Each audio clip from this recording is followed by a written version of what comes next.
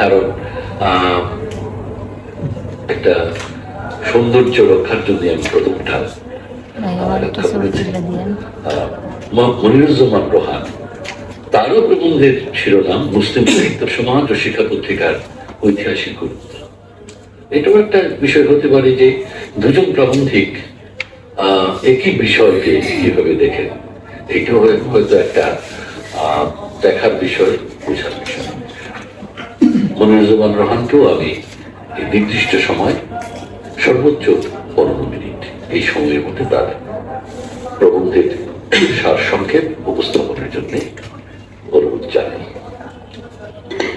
ধন্যবাদ মাননীয় সভাপতি এবং আগত বিভিন্ন প্রাবন্ধিক ও সুধীবৃন্দ,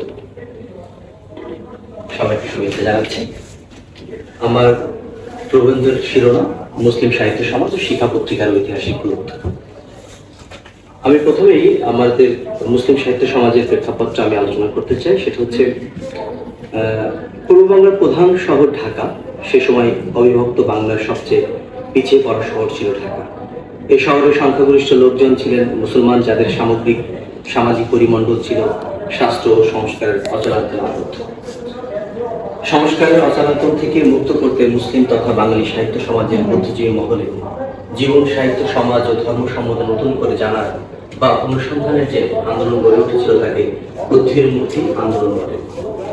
1921 সালে ঢাকা বিশ্ববিদ্যালয় প্রতিষ্ঠার পর থেকে আন্দোলন আরো বেগবান হতে শুরু করে। পূর্ব বাংলার বাঙালি মুসলিম সাহিত্য সমাজ এক বড় পরিবর্তন।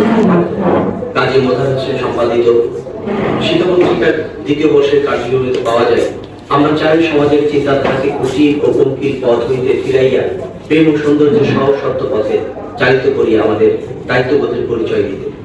এক কথা, আমরা বুদ্ধিকে মুক্ত রাখিয়া প্রশান্ত জ্ঞান দৃষ্টি দ্বারা বস্তু জগতের এবং ভাব জগতের ব্যাপারাদি প্রত্যক্ষ করিতে ও করাইতে চাই।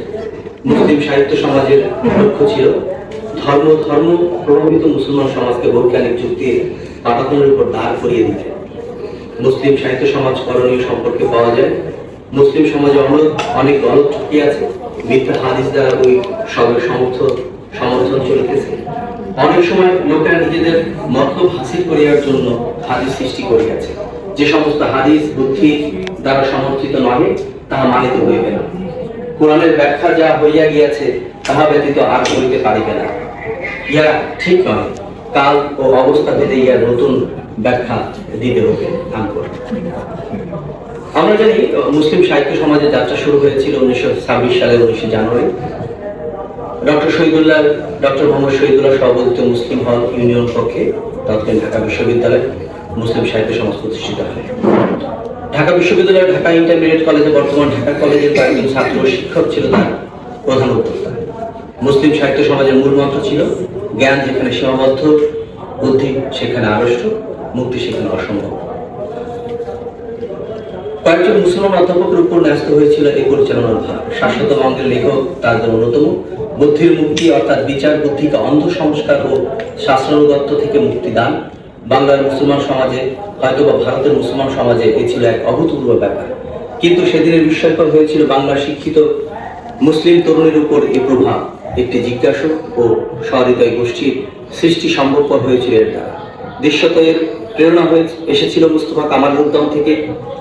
এরই সাথে ও সহৃদয় গোষ্ঠীর সৃষ্টি সম্ভবপর হয়েছিল এর দ্বারা। কাজী আব্দুল ওদুদের আরো যোগ করেন বুদ্ধির মুক্তি, ইমানসিপেশন অফ দ্য ইন্টেলেক্ট। এই মন্ত্র তারা পেয়েছিলেন বহু জায়গা থেকে, হযরত মুহাম্মদ সাল্লাল্লাহু আলাইহি ওয়াসাল্লামের কাছ থেকে, কামাল আতাতুর্কের কাছ থেকে, আর পার্সি কবি সাদির কাছ থেকে। তখনকার মুসলমান সম্প্রদায়ের শিক্ষিত সমাজের প্রতিটি স্থানের শিক্ষক, ছাত্র, লেখক, বুদ্ধিজীবীদের মধ্যে শিক্ষা গোষ্ঠী অর্থাৎ মুসলিম সাহিত্য সমাজের প্রভাব ছড়িয়ে পড়তে থাকে। ঢাকা শহর থেকে পূর্ববঙ্গের বিভিন্ন মফস্বলের বুদ্ধিজীবী মহলে পৌঁছে যায় মুসলিম সাহিত্য সমাজ। নামটাতে মুসলিম নামের আধিক্য থাকলেও এই সমাজে সকল শ্রেণী পেশার বুদ্ধিভিত্তিক বিদ্যুৎ সমাজ এর সাথে যুক্ত ছিল, যার ফলে পূর্ব বাংলার বাঙালি বুদ্ধিভিত্তিক সম্প্রদায়ের মুক্ত বুদ্ধি চর্চার একটি স্মরণীয় প্রতিষ্ঠানে পরিণত হয়। উদার মুক্ত চিন্তার সঙ্গে সম্প্রদায় সম্প্রতির অন্যতম নিদর্শন। মুসলিম সাহিত্য সমাজের উদার মুক্তিচিন্তার সঙ্গে সম্প্রদায় ও সম্প্রীতির আবহ গড়ে উঠেছিল। মুসলিম সাহিত্য সমাজ যে বিভিন্ন শ্রেণী পেশার মধ্যভিত্তিক গীত সমাজের সাথে যুক্ত ছিল তার প্রমাণ পাওয়া যায় সাহিত্যিক ভাবক মহিতুলাল মজুমদারের বক্তব্যে। মুসলিম সাহিত্য সমাজকে হিন্দু মুসলমানের মিলনের একটি যোগ্য ও যথার্থ ক্ষেত্র হিসেবে বিবেচনা করেছিলেন তিনি, এবং এই সমাজকে কোন সম্প্রদায় বিশেষের সংগঠন না ভেবে একে আপামর বাঙালির এজমারি প্রতিষ্ঠান হিসেবে দেখতে চেয়েছেন। তিনি বলেছেন, ইহা যে সমগ্র বাঙালি জাতির মিলিত সাধনার ক্ষেত্র, ইহা কখনো বিস্তৃত হইলে চলিবে না, বরং এই সাহিত্য সাধনার মধ্য দিয়াই সমগ্র জাতির হৃদয় একই স্পন্দনে স্পন্দিত হইয়া উঠিবে। দুই সম্প্রদায়ের দুই বিশিষ্ট ভাবধারা একত্র প্রবাহিত হইয়া একটি পূর্ণ সঙ্গমের সৃষ্টি করিবে। সাহিত্যের মধ্য দিয়াই শ্রেষ্ঠ ভাবরাশির আদান প্রদান সূত্রে যে একটি আদর্শ উঠিয়া উঠিবে, তাহা দ্বারা এই জাতির পূর্ণ মনুষ্যত্ব লাভের উপায় হইবে। তখন উভয়কে খাঁটি বাঙালি বলিয়া চিনিবে এবং পরস্পরের গৌরবে গৌরবান্বিত হইবে। এই উদার আদর্শের সন্ধান যাহারা ইতিমধ্যেই পাইয়াছেন, যাহাদের ভাবনা ও সাধনা এই উৎকৃষ্ট জ্ঞান ও প্রেমের মন্ত্রে দীক্ষিত হইয়াছে, সেই মুসলিম সাহিত্য সমাজের কর্মীগণকে সমগ্র জাতির কল্যাণকামী সত্যবান সাহিত্য সেবক রূপে আমি কি বলিয়া অন্তরের ধন্যবাদ জানাবো তাহা জানি না, কিন্তু ইহা জানি যে আজ যাহা অঙ্কুরিত হইয়াছে, একদিন তাহাই বিশাল পাদরূপে ছায়া বিস্তার করিয়া আমাদের প্রাণের শান্তি দূর করিবে। অদূর ভবিষ্যতের সেই পরম সিদ্ধি স্মরণ করি আমি তাহাদিগকে আন্তরিক শ্রদ্ধা সহকারে নমস্কার করি।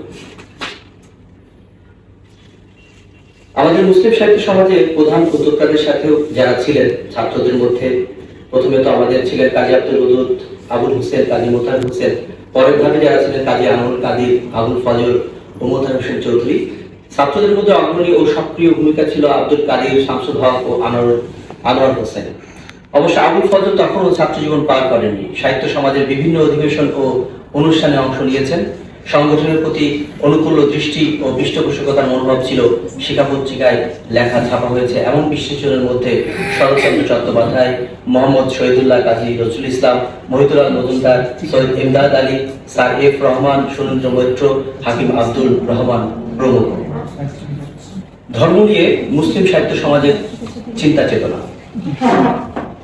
আবুল হোসেন বা মহিতুলাল মজুমদারের প্রত্যাশা ও ভবিষ্যৎ ভাবনার স্বল্প সময়ের জন্য সঠিক হলেও মুসলিম সাহিত্য সমাজের স্থায়িত্ব সুদীর্ঘ হয়নি। মাত্র এক দশক 1926 সাল থেকে 1935 সাল পর্যন্ত এই সমাজের স্থায়িত্ব লাভ করে।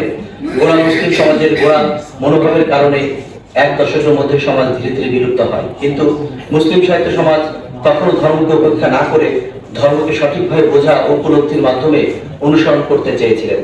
ধর্ম যে মানব কল্যাণের এক আদর্শ জীবন ব্যবস্থা, প্রেম ও পূর্ণ জীবনকে ধন্য করার উপায়, এই কথাই তারা মুসলিম সাহিত্য সমাজে বোঝানোর চেষ্টা করে।